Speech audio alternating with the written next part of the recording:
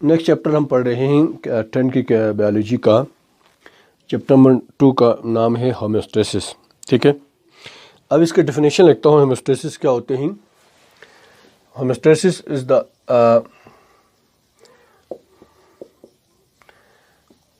Maintenance of internal body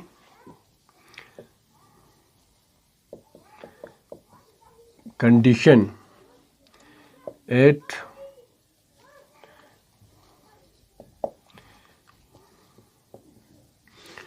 equilibrium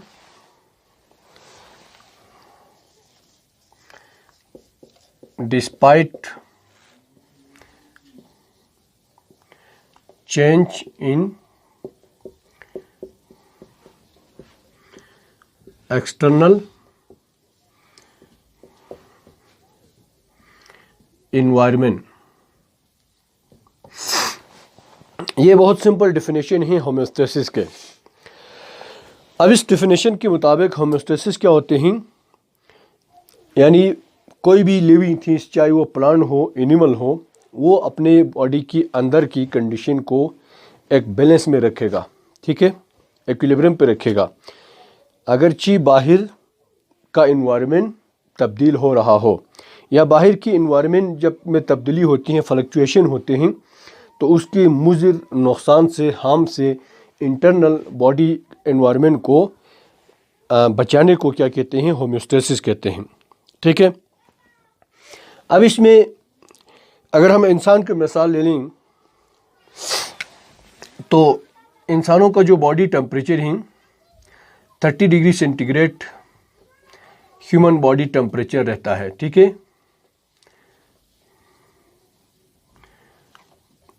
चाहे बाहर temperature जितना कम हो जाए या ज़्यादा हो जाए, चाहे बाहर सर्दी हो या गर्मी हो, अंदर की टेम्परेचर को 37 डिग्री सेंटीग्रेड पे ही रखा जाता है। और इसको अगर हम फ़ारेनहाइट में कन्वर्ट करें तो ये तकरीबन 98 फ़ारेनहाइट के बराबर होते हैं। तो जब ये सेट पॉइंट डिस्प्लेस हो जाते हैं, ये 100 पे चला गया या 102 तक, तो फिर हम कहते हैं कि फीवर, बुखार हो गया है। असल में बुखार हाई टेम्परेचर को कहते हैं। ठीक है, तो एक ये हो गया। और दूसरा मिसाल है इंसानों में जो ग्लूकोज है, चाहे आप 1 ग्राम पर लीटर ब्लड, 1 लीटर ब्लड में 1 ग्राम ग्लूकोज ही होगा। ठीक है, चाहे आप जितना ज़्यादा ग्लूकोज खाएं, चीनी वाला खाना खाएं या नहीं खाएं, लेकिन जब नॉर्मल हेल्थी एक शख्स के अंदर ग्लूकोज की एक ख़ास लेवल होगी। ठीक है, इसका क्या फ़ायदा होगा? अदरवाइज़ अगर टेम्परेचर आगे पीछे डिस्प्लेस होते हैं तो फिर वो एंजाइम जो है काम नहीं करेगा। इंटरनल टेम्परेचर को मेंटेन इसलिए रखा जाता है क्योंकि ताकि बॉडी के अंदर मौजूद मुख्तलिफ किस्म के एंजाइम काम कर सकें। ठीक है, अब इसमें बहुत सारे तरीके होते हैं फर्दर होम्योस्टेसिस में।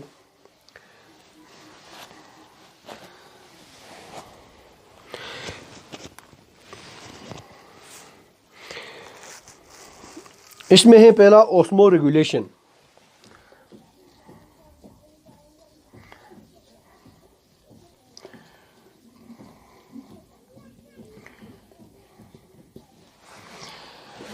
अब ये आपने पढ़ा है ऑस्मोसिस 9 क्लास में।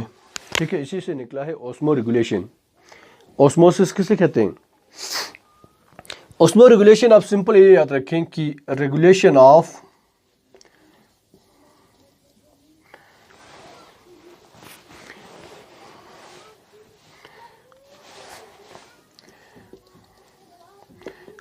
Regulation of salt plus water. Body के अंदर साल्ट और वाटर की एक ख़ास लेवल मेंटेन रखने को क्या कहते हैं, उसको कंट्रोल करने को ऑस्मो रेगुलेशन कहते हैं। ठीक है, इसके बाद है थर्मो रेगुलेशन।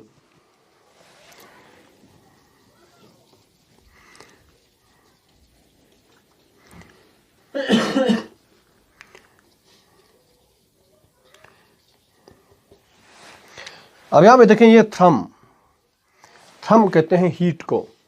ठीक है, हीट की रेगुलेशन, या इसको हम ये कह सकते हैं कि regulation of body temperature.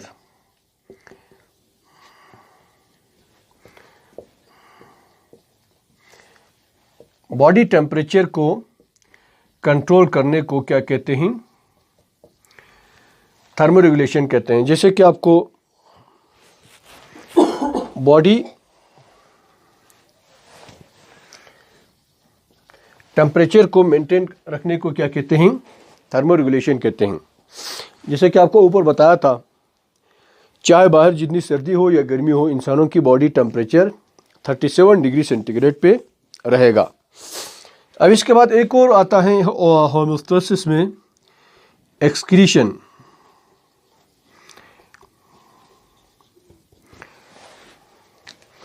Excretion किसे कहते हैं,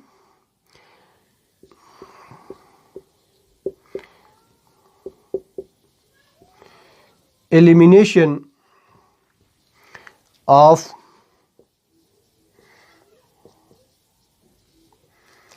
metabolic waste from body. Metabolic waste किसे कहते हैं, हमारे बॉडी के अंदर जो बायोकेमिकल रिएक्शन होते हैं उसके नतीजे में उनको मेटाबॉलिज्म कहते हैं। ठीक है, उसके नतीजे में जो बाई प्रोडक्ट बनते हैं इजाफी, उनको बॉडी से बाहर निकालना एक्सक्रीशन कहते हैं। ठीक है, ये भी प्लांट में भी होते हैं, एनिमल में भी, सारे लिविंग चीज़ में होगा। इंसानों में अगर हम इसकी मिसाल आपको बताएं तो यूरिन है। ठीक है, यूरिन, इसके अंदर यूरिया होता है।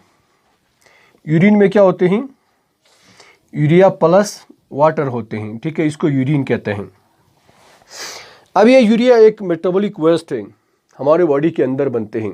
यूरिया खाद देखा नहीं देखा है, वही वाला यूरिया है। ठीक है, ये हमारे बॉडी के अंदर बनते हैं, इसको बाहर निकालने को एक्सक्रीशन कहते हैं। ठीक, अब इसके बाद है होम्योस्टेसिस इन प्लांट।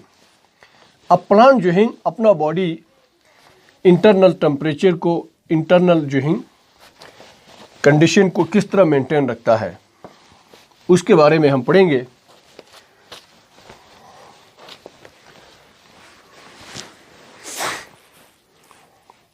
पहले हम उसके बारे में डिस्कस करेंगे। होम्योस्टेसिस इन प्लांट,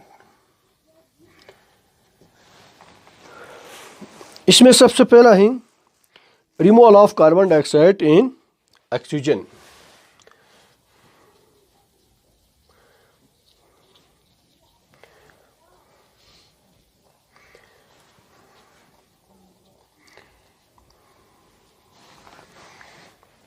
अब आपको पता है पौधा जो है कभी इसके लिए कार्बन डाइऑक्साइड बाई प्रोडक्ट हो जाते हैं इजाफी, तो कभी ऑक्सीजन।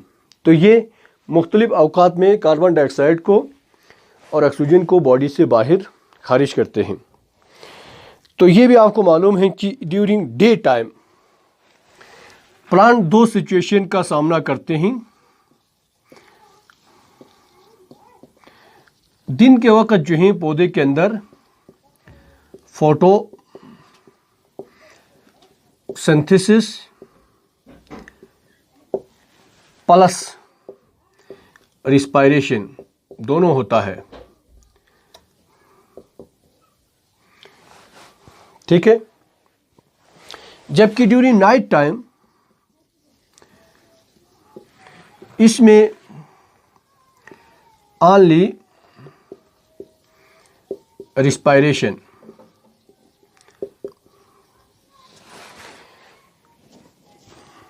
रात को जब लाइट नहीं होगी तो कोई फोटोसिंथेसिस नहीं होगा। और आपको ये भी मालूम है कि रिस्पायरेशन में क्या करते हैं, यूज ऑक्सीजन एंड इसमें जो बाय प्रोडक्ट बनते हैं रिस्पायरेशन में वो क्या बनते हैं, कार्बन डाइऑक्साइड बनते हैं। ठीक है। जबकि फोटोसिंथेसिस में क्या होते हैं, फोटोसिंथेसिस के दौरान यूज कार्बन डाइऑक्साइड और इसमें जो बाय प्रोडक्ट बनता है वो क्या है, ऑक्सीजन है। ठीक है। तो पौधों में क्या सिचुएशन होते हैं, इधर हम आपको एक डायग्राम की मदद से समझाएंगे, फिर आपको ज़्यादा क्लियर हो जाएगा। ठीक है। फर्स्ट करें, ये एक लीफ है। अब इसके स्ट्रक्चर को, इसको आप काट के बाहर निकाल के देखें तो ये आपको कुछ इस तरह नजर आएगा। ठीक है। अब इनके अंदर जो सेल होता है, पहले से भी आपको पता है, उनको मेसोफिल सेल कहते हैं।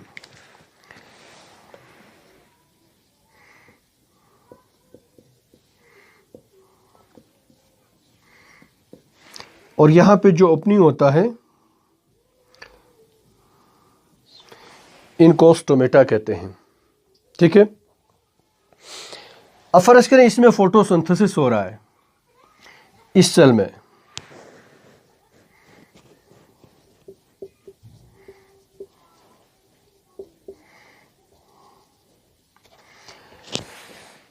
तो क्या होता है, फोटोसिंथेसिस में कार्बन डाइऑक्साइड यूज होगा और ऑक्सीजन जो है वो बाहर निकलेगा।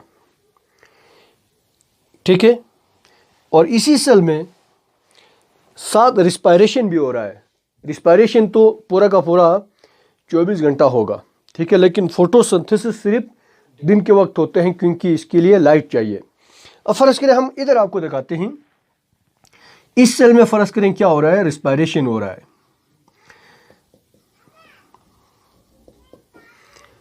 तो रिस्पायरेशन में क्या होते हैं, ऑक्सीजन जो है वो अंदर जाएगा, बाहर क्या आएगा, कार्बन डाइऑक्साइड। तो दिन के वक्त जो है पौधे को किस चीज़ की रिक्वायरमेंट है, ज़्यादा से ज़्यादा कार्बन डाइऑक्साइड की रिक्वायरमेंट है। ठीक है। क्योंकि दिन को ज़्यादा फोटोसिंथेसिस होते हैं रिस्पायरेशन के नतीजे में। और जो यहाँ पे ऑक्सीजन इस्तेमाल हो रहा है वो इस रिस्पायरेशन में भी, जो ऑक्सीजन यहाँ से रिलीज हो रहा है ऐसे बाय प्रोडक्ट फोटोसिंथेसिस के दौरान, वो ऑक्सीजन रिस्पायरेशन में भी इस्तेमाल होगा और जो बच जाएगा वो यहाँ से बाहर रिमूव करेगा। ठीक है। तो दिन के वक्त पौधा क्या खारिज करते हैं, ऑक्सीजन खारिज करते हैं। ठीक है। ऑक्सीजन जो है वो ड्यूरिंग डे टाइम बाहर आएगा, लेकिन रात को फोटोसिंथेसिस नहीं होते हैं। रात को सिर्फ ये नीचे वाला रिस्पायरेशन ही होगा। तो रात को क्या पैदा हो रहा है, कार्बन डाइऑक्साइड ही पैदा हो रहे हैं। तो रात के वक्त जो है पौधा सिर्फ और सिर्फ कार्बन डाइऑक्साइड क्या करते हैं, बाहर इन्वायरमेंट में छोड़ते हैं। ठीक है। दिन को जो है वो ऑक्सीजन खारिज करता है, रात को कार्बन डाइऑक्साइड। तो ये मुख्तलिफ अवकात में क्या कर रहे हैं, डे टाइम इसके लिए बाय प्रोडक्ट क्या है, ऑक्सीजन ही। नाइट टाइम इसके लिए बाय प्रोडक्ट क्या है, कार्बन डाइऑक्साइड है। ठीक है। इसीलिए कहते हैं कि रात को जो घने दरख्त है उसके नीचे सोना मना है, क्योंकि कार्बन डाइऑक्साइड वहाँ पे ज़्यादा हो सकते हैं और वो हमारे लिए नुकसानदा होगा। ठीक है। अच्छा, इसके बाद है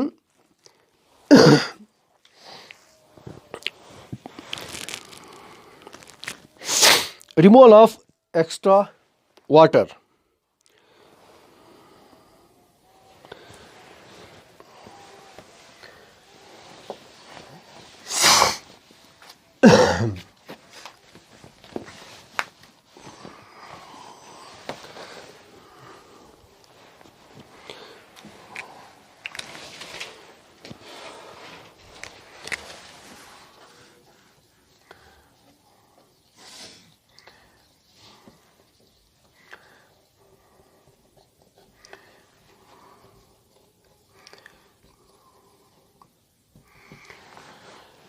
अब यहाँ पे ये कहते हैं कि पौधा जितना पानी अंदर एब्जॉर्ब करते हैं उसका सिर्फ कुछ हिस्सा इस्तेमाल करते हैं, बाकी सब के सब वापस इन्वायरमेंट में छोड़ते हैं।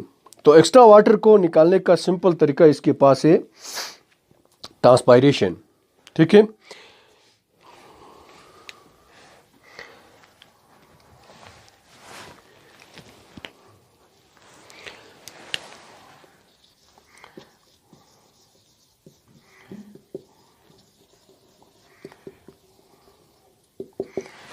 ट्रांसपायरेशन किसे कहते हैं?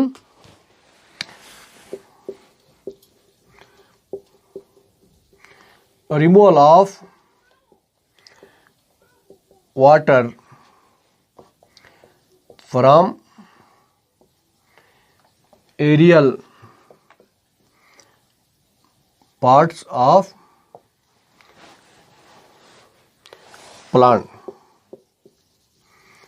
प्लांट का जो ऊपर वाला हिस्से हैं, एरियल जो हवा में हैं, वहाँ से पानी का स्पेशली स्टोमेटा के थ्रू पानी का वेपर के फॉर्म में निकल जाने को कहते हैं ट्रांसपायरेशन। ठीक है, in the form of vapour. ये वेपर बनके, बुखारात बनके पौधों की पत्तों के में से निकल जाएगा सरफेस से। ठीक है, या स्टोमेटा से या डायरेक्ट सरफेस से। इसको क्या कहते हैं? ट्रांसपायरेशन कहते हैं। तो एक तो तरीका इनका ये है। ठीक है, लेकिन दोबारा यहाँ पे ये याद रखना है कि it occur only during day time, दिन के वक्त होगा ये। ठीक है, ज़्यादातर, क्योंकि दिन को ही स्टोमेटा ओपन होते हैं। अब पौधा पानी का कहाँ इस्तेमाल करते हैं? अब यहाँ पे देखिए, पौधे प्लांट के एक सेल के अगर आप स्ट्रक्चर देखें तो इसके अंदर एक सेंटर में बहुत बड़ा वैक्यूल होता है। पानी सारा ले जाके इसके अंदर स्टोर करते हैं। ठीक है,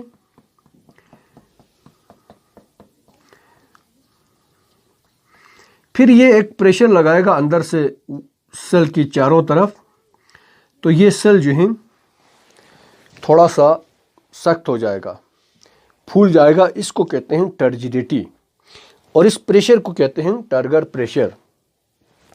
तो ये पानी बहुत अहम है, पानी के लिए एक हाइड्रोस्टैटिक सपोर्ट प्रोवाइड करता है।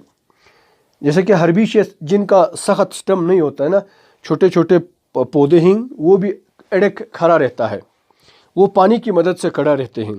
ठीक है, अगर पानी कम हो गया तो फिर फ़ौरन से वो विल्ट हो जाते हैं ना, मुरझा जाते हैं। तो जो पानी मुसलसल इसके अंदर स्टोर रहता है, लेकिन फिर भी अगर एक्स्ट्रा हो गया, बच गया, तो वो इस तरीके से बाहर निकाल देता है। इसको कहते हैं ट्रांसपायरेशन। ठीक है, लेकिन नाइट टाइम पे क्या होते हैं? नाइट टाइम पे यहाँ पे स्टोमेटा जो है वो बंद ही हो जाएगा।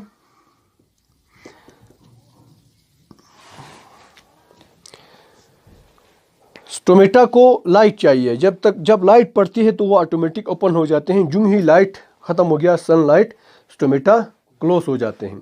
ठीक है, फिर रात को क्या करेगा? ये एक्स्ट्रा पानी को बाहर निकालने के लिए। ठीक, तो यहाँ पे ये कहते हैं कि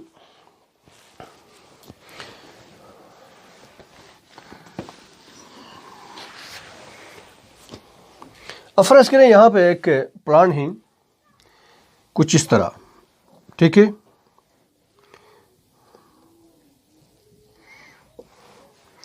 ये इसका रूटिंग और ये इसका क्या है? लीफिंग।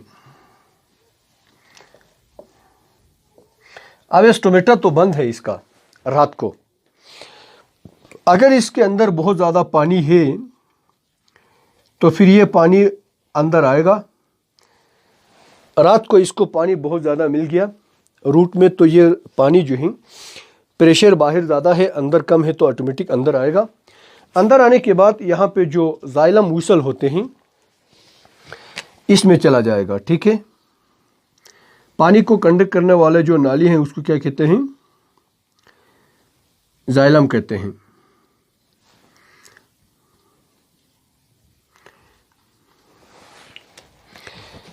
अब ये रूट में से पानी इस जाइलम में जाएगा, फिर ये यहाँ से ऊपर जाते हुए लीफ में जाएगा, लेकिन स्टोमेटा तो यहाँ पे बंद हैं।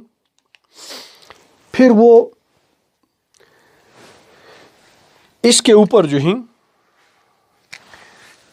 किसी और रास्ते से और पोर के थ्रू यहाँ पे आके जमा हो जाएगा इस तरह ड्रॉप की फॉर्म में। ठीक है, इसको कहते हैं गटेशन।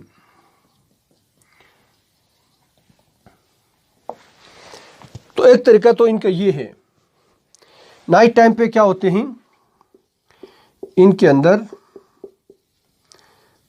गटेशन किसे कहते हैं? Appearance of drop of water on the top of or edges of leaves.